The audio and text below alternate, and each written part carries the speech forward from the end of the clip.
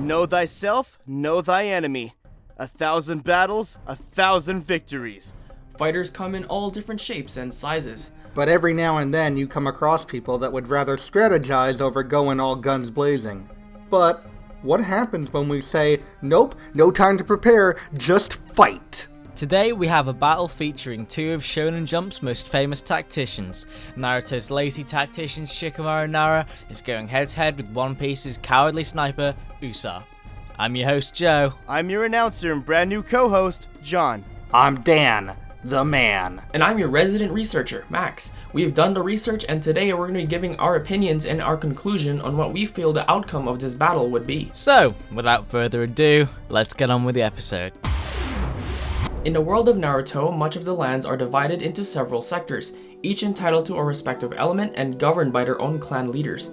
But across the few hidden villages there existed Konoha, or Konohagakure, which is too damn long to pronounce. This was the same village that the eponymous character Naruto resided in. Konoha, or the Hidden Leaf Village, was also home to Shikamaru Nara, infamous for being a lazy-ass shinobi. Not gonna lie, this guy is pretty lazy, but nonetheless he's not without his admirable traits, such as his determination and friendships to almost everyone, even Choji Akimichi, an outcast scorned for being too dumb. Choji and Shikamaru became friends, forming Team 10 alongside their other friend Ino and their mentor Asuma.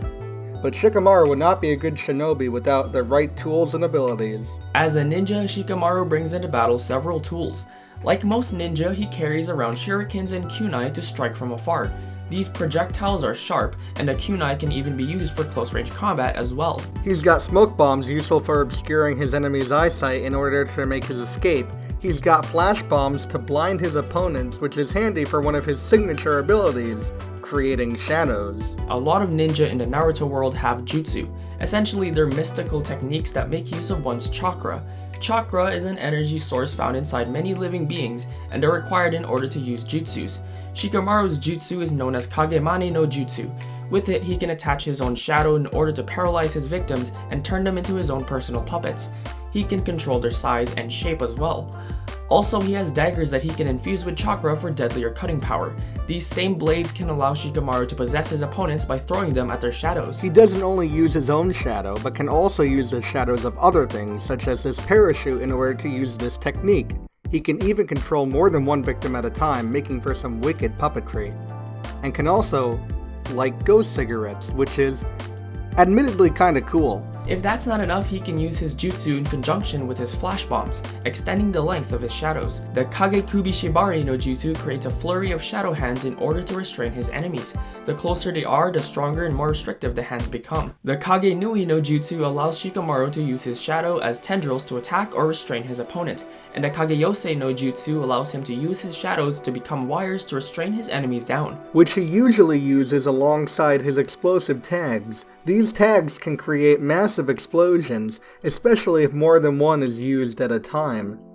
And if he feels like tricking his opponents, he can always attach a fake explosive tag to them. Shika is not really known for his strength, though he was able to keep this guy down alongside the use of his shadow jutsu. He's not on the level of, say, Naruto or Might Guy, but he can more than hold his own against stronger opponents thanks to his shadow jutsus. Although, in terms of speed, Shika's got plenty of feats. He can dodge projectile needles and even large-scale wind attacks from this chick. He's fast enough to evade damage by taking cover, avoid these giant demon things, and even dodge attacks from this shark ninja and his bastard of a comrade. The same bastard was then slashed across the neck by Shika. Despite his rather lanky frame, Shikamaru has impressive durability. He lived through several projectile attacks and wasn't too heavily damaged after falling into an arena from the spectators' area. Keep in mind, that's a really big fall. He even dared to break his own finger with his shadow in order to escape a genjutsu. But the area where he really shines is his tactics. Shikamaru is known as one of the most strategic shinobi across the Naruto world. His intelligence, sitting at over 200 IQ, allowed him to best his own mentor Asuma and shogi all the time. He's always thinking of ways to get around the limits of his jutsus, using whatever is provided to him or is around him to his advantage. He's a very tricky ninja, fooling his enemies and guiding his team by crafting strategic formations. He even has his own shadow techniques in order to disguise his visage or to create more limbs than what he actually has. He defeated Kintsuchi in his Chunin exams by using his environment, and he was able to restrain the likes of Akatsuki members and Tayuya with his shadow jutsus. He broke several people free of a genjutsu, a jutsu that puts its victims into an eternal slumber. He even pretended to be under the genjutsu just by laying down and taking a nap. What a boss. He used his own clothing to create a parachute in order to make a shadow. He even sent his shadow underground using a tunnel to trap his friend. Later on, he sent his shadow around a forest to possess one of his enemies. Said enemy, Tayuya, is the same ninja that was capable of summoning Dokis, which are basically her demon minions. Shikamaru outsmarted her by not only figuring out how she's capable of summoning her own demons, but by also distracting her long enough to possess her. He even took control of her own summoned minions and turned them against her. Shikamaru would later show another feat of his observative nature by discovering the technique of Hidan by studying the exact words that Hidan would state in order to use his jutsus. He set up countless traps in order to capture hostile ninjas, scored 200 in an IQ test, and became Naruto's advisor after Shippuden. But Shika isn't perfect. Chakra can run out, especially if the users decide to overextend the usages of their ninja arts. Shika isn't any different. Using his shadow jutsus for more than 5 minutes can drain his chakra and even lower the amount of time per use from 5 minutes to as low as 10 seconds. After the time limit, his shadow possession will fade away. His possessed targets will translate any damage taken to them over to Shika, so he has to be careful with his shadow antics. He's more of a support player as well, usually accomplishing much greater feats with help from his allies, though by no means is he not lethal on his own. Finally, he's rather lazy for a ninja. Sure, in battle he can prove to be dangerous to basically anyone, but at the same time he's not really known for exerting as much effort as his fellow shinobi. However, unless the concept of light decides to vanish from existence, Shikamaru will remain one of Konoha's most dangerous ninjas.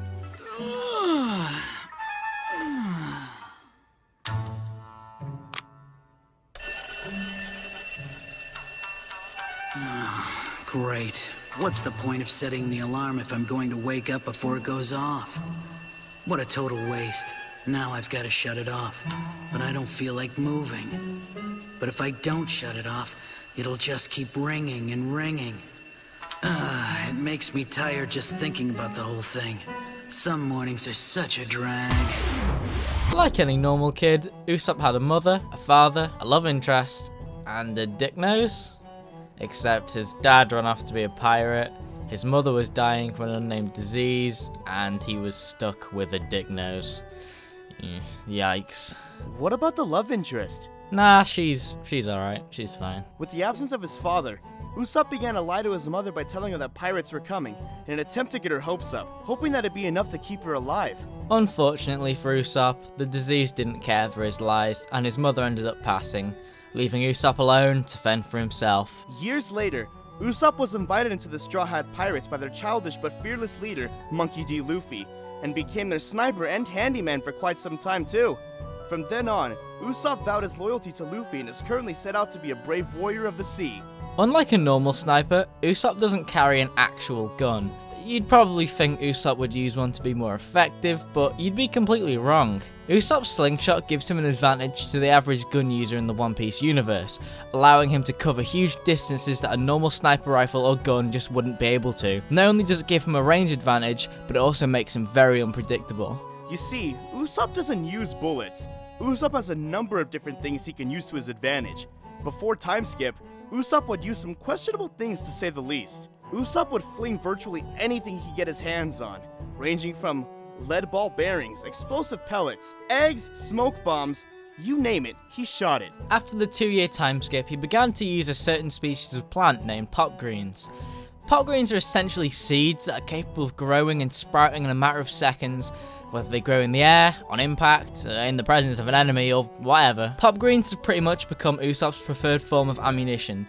Over the time skip, Usopp studied and trained with this new form of ammunition so he'd become a stronger ally for his crewmates. And, well, he did exactly that. Despite being labeled as the weakest member of the Straw Hats by the creator of One Piece himself, Usopp managed to net himself the 3rd highest bounty of the Straw Hat crew. right under Luffy and Zoro and just above Sanji. And as of right now, has the 5th highest bounty of all 10 pirates. While some people could say his bounty was a fluke or just completely undeserved, you can't deny that the bounty showed off Usopp's huge growth in strength from when he first appeared many years ago, though albeit it is quite exaggerated. Also, to make up for his unimpressive hand-to-hand combat and just general physical combat, Usopp has seashells he can use. Seashells that can absorb attacks and explosions, and seashells that can flashbang people. There's a bunch of them. These seashells are called dials, and arguably the most prominent one in his arsenal is the impact dial. When activated, the impact dial absorbs energy from attacks and stores it, and when the top of the dial is pressed, it unleashes the stored energy back at a target. Though the user has to be able to withstand the pressure, otherwise you're breaking something. In addition to his arsenal, Usopp is one of the few members of the Straw Hat crew that has awakened the form of Haki. Naturally, since Usopp is a sniper and pretty much a born marksman thanks to his father, it makes sense for him to have access to observation Haki.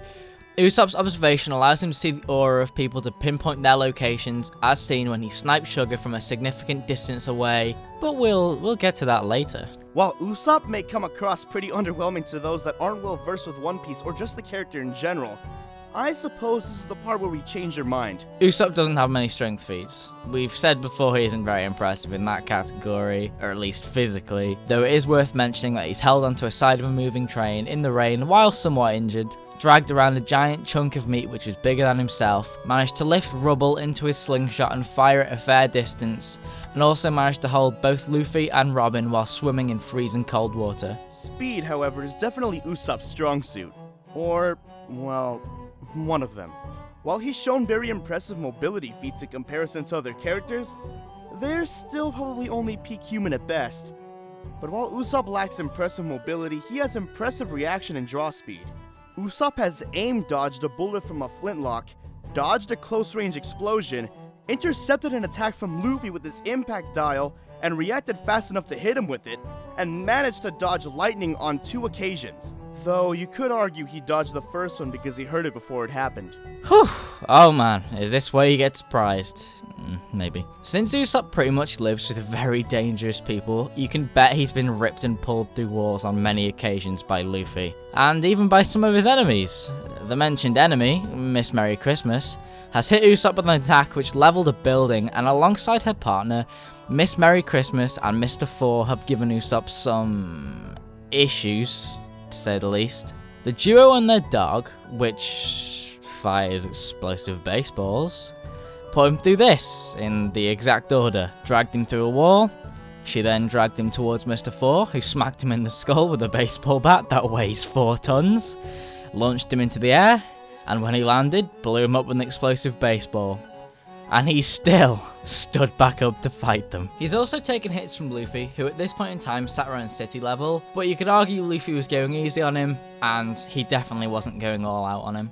While Usopp is incredibly intelligent, his strategy is what really makes Usopp. Well, Usopp. Usopp is very sly and sneaky, which gives him a hand with outsmarting his opponents, especially with his lies and his opponent is gullible enough. Usopp has managed to save Nami and Sanji from Eneru by faking him running away and faked his own death. Managed to trick Mr. Four into knocking out Miss Merry Christmas by changing his voice, and tricked a race of people into giving them their technology in exchange for a rubber band. And he got an amusement park dedicated to him from that trade, somehow. Wow. But no brave warrior of the sea is without weakness. As we previously mentioned, he has been stated to be the weakest member of the Straw Hat Pirates, though that's definitely subjective. But even excluding that subjective statement, he hasn't really got too much to use for close combat with the exception of a hammer and the dials. And the use of some of the dials can really put him down in battle. For example, he needs to be able to physically handle the energy exerted from the impact dial. Otherwise... Snap. At the same time, Usopp would run out of ammunition at some point, since his supply isn't endless, and that could ruin his chances of winning since, well, he can't really do much else without it. But at the end of the day, this brave warrior of the sea is no doubt an unrecognized force to be reckoned with.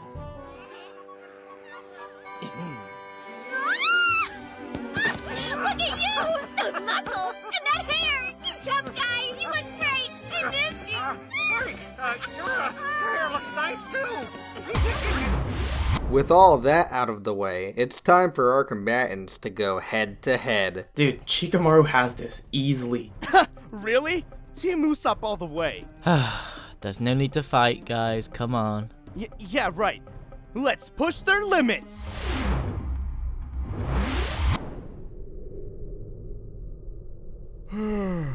What a drag. That job was so pointless. Nothing ever happens anymore.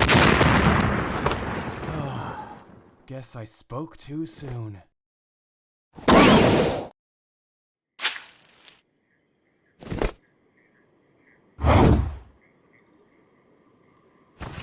Nobody's dead. Minor injuries, which means more work for me. How troublesome. That was way too close. I need to find the others. And I better find them fast. Ah! You're not causing trouble, are you? No. Not really.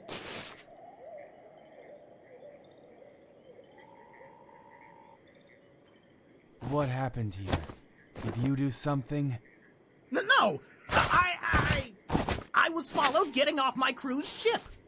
Ship? What are you, some kind of fisherman? As a matter of fact, I'm a brave warrior of the sea. I've been traveling all my life doing pirate things, like finding treasure and stuff. So, you're a criminal. I prefer the term brave warrior of the sea. All right, good enough for me. Let's go. For the safety of others, I'm gonna have to turn you in. For my bounty? No way! Don't make this difficult, Long Nose. Could it be? The shadows? An interesting ability, my friend. Now, release me before the mighty Usopp makes you run back to your limit break!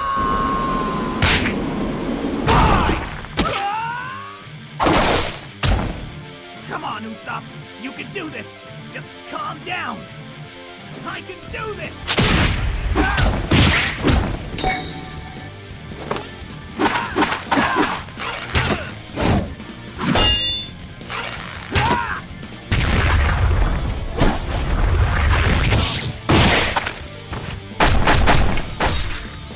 Holy crap! No way!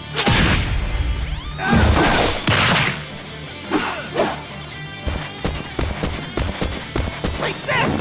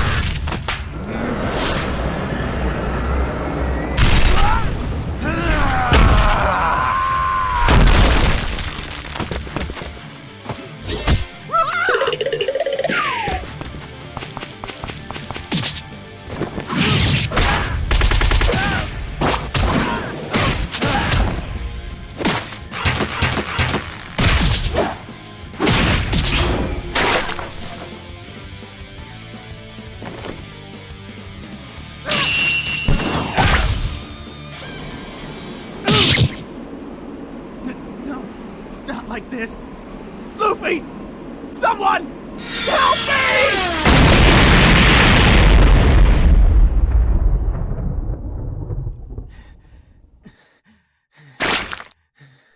Come on, Long Nose. You've had a busy day. It's time to bring you in. You think that's enough to bring a brave warrior down? You'll need more than explosives! Interesting. Shadow Pole Jutsu! What's going on? Relax. It won't hurt. Much.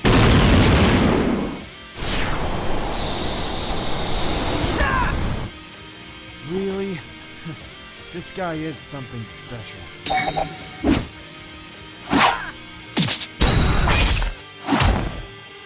told you before. I'm a brave warrior of the sea. I should have just stayed home today.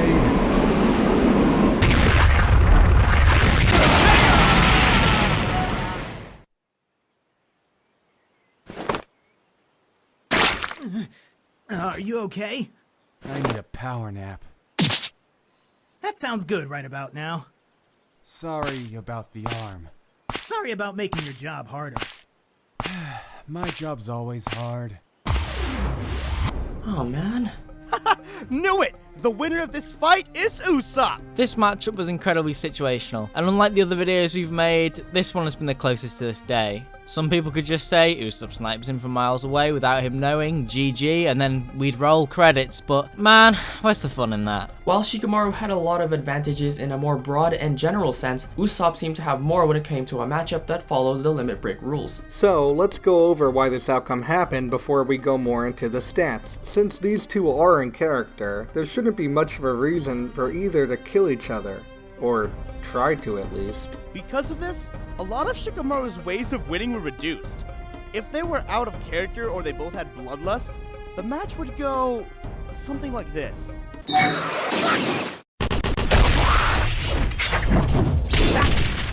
Shikamaru was definitely the more intelligent of the two. He's better at devising strategies and planning out tactics that would be put into use mid-fight. Usopp is more of a simpleton in comparison, but he did possess a foreign arsenal that would greatly disrupt Shikamaru's train of thought. After all, nothing Usopp had with him was ever featured in the world of Naruto, so he would have a harder time adapting to Usopp's offensive capabilities. Shikamaru's own arsenal was pretty powerful, but Usopp simply had better attack power when compared to throwable knives, ninja stars, and various tags. Shikamaru's shadow jutsus are strong enough to restrain powerful beings, but he has to limit his usage of it due to his limited chakra reserves and the aforementioned time limit. Usopp's also got the better physical traits of the two. Yeah, Ninja Boy here had explosive tags, but it's not like Usopp hasn't tanked explosions before.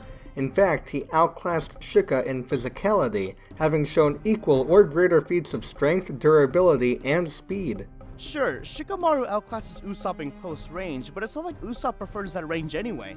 We found a calculation from years ago by Sherlock of the Naruto forums that calculated this feat and put his range at around 4.6 kilometers. And not only that, his maximum AP should be around city level since he managed to injure Buffalo, who has around city level durability through scaling.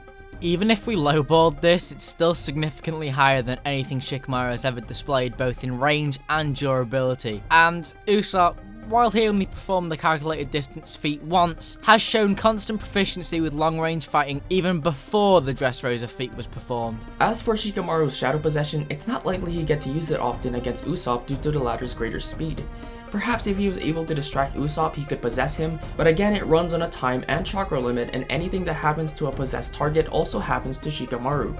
It's not like Shikamaru would be able to use his shadows to kill Usopp under normal circumstances anyway. It would definitely be troublesome for Usopp, but not enough for his opponent to land a winning blow against him, since the pirate's durability is just too tough to break without outright murdering him, and having to be careful with close range, as a clean impact dial activation could end the fight, especially if it was rigged with energy from an explosion.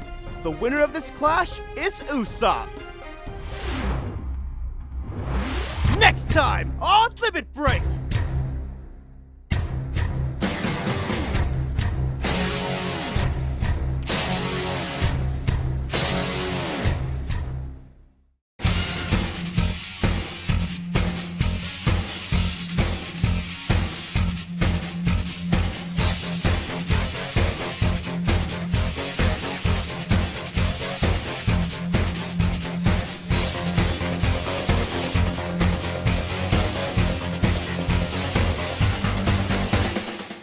Special thanks to our Patreon supporters, and a big thanks to Percy Simmons, Desert Croc, Brandon Gaming VA, Peter, and Homerman Fan for their generous donations. Hello there, Sleepy Dragon Sushi here. I voice Max, one of the new hosts of Limit Break, and I just want to say that this episode was a blast to work on. I'm quite grateful to Joe and everyone else at FlatZone for giving me and several other people, like John and Dan, the opportunity to work on such a great series. Shikamaru vs Usopp was definitely a passion project for some of us, like Joe and me, so for it to finally break a long hiatus is almost picture perfect. With that said, Limit Break should be able to continue because of the support and love from you guys, the audience, and our patrons. So thank all of you. Speaking of which, shout out to our loyal Patreon supporters. You guys are awesome. And if you want to support us for more content like this, be sure to head over to Patreon and donate as little as $1 or $5 a month for exclusive access to early releases of Limit Break and Limit Break Showdown. Be sure to subscribe to our channels. That's at Sleepy Dragon Sushi for me, at The Danaman Show for Dan, and at Satoshi for John. Our channels will be in the description down below. And don't forget to like, comment down below, share this video, and subscribe to FlatZone for more content. I'm Sleepy Dragon Sushi signing off. We'll see you guys next video. Peace out.